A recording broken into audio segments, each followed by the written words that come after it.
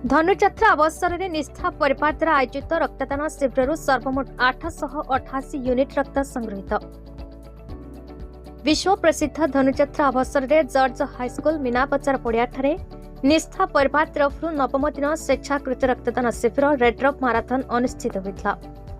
यह शिविर में मुख्य अतिथि भाव मथुरा नरेश महाराज कंस और सम्मानित अतिथि भाव पद्मपुर विधायिका श्रीमती वर्षा सिंह बरिहा और राज्य प्रदूषण नियंत्रण बोर्ड आरओ सत्यनारायण नंद जोगदी फिताकाटी शिविर शुभारंभ करते।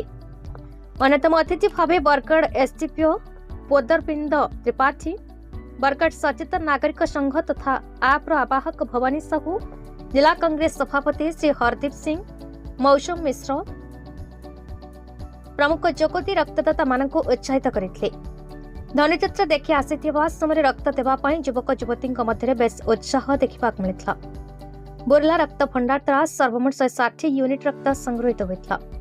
निष्ठा परिवार तरफ धनुଯାत्रा आयोजित दीर्घ 9 दिन धरी चलता रक्तदान शिविर प्रथम दिन बरगढ़ रक्त भंडार द्वारा 60 यूनिट, द्वितीय दिन बरगढ़ रक्त भंडार द्वारा 52 यूनिट, तृतीय दिन संबलपुर रक्त भंडार द्वारा 72 यूनिट, चतुर्थ दिन बरगढ़ रक्त भंडार द्वारा 51 यूनिट, पंचम दिन बरगढ़ रक्त भंडार द्वारा 80 यूनिट, षष्ठ दिन बोरला रक्त भंडार द्वारा 100 यूनिट, सप्तम दिन बरगढ़ रक्त भंडार द्वारा 111 यूनिट, अष्टम दिन बोरला रक्त भंडार द्वारा 202 यूनिट, नवम दिन 160 यूनिट रक्त संग्रहित होता।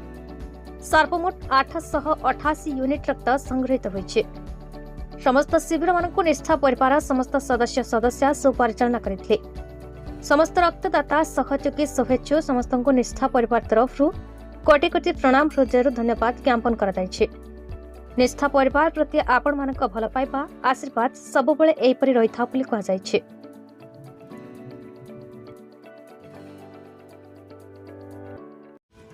बरगढ़ जिला टिकलाल त्रिपाठी रिपोर्ट, भारत न्यूज।